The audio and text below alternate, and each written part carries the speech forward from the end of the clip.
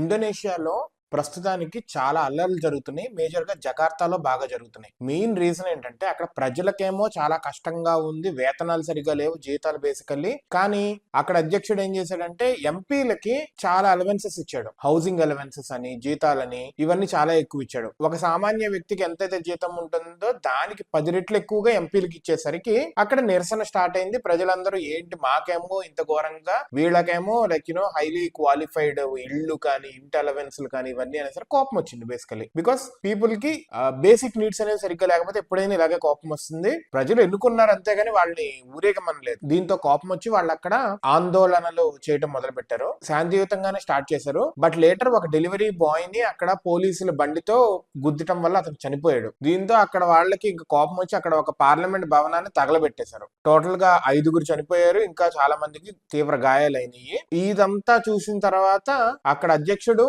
ఎంపీలకు ఏవైతే ఇచ్చారో ఇవ ఎక్స్ట్రా అలవెన్సెస్ ఇవన్నీ వెనక్కి తీసుకుంటాము అండ్ చనిపోయిన వాళ్ళకి ప్రగాఢ సానుభూతి తెలుపుతున్నారు. చనిపోయిన తర్వాత సానుభూతి చెబితే ఏముంది, ముందుగా as a leader they have to look at these things and నష్టపరిహారం కూడా ఇస్తారు. సో మొత్తానికి ప్రజలు రివోల్ట్ చేస్తే ఇలా ఉంటుంది గవర్నమెంట్ మీద.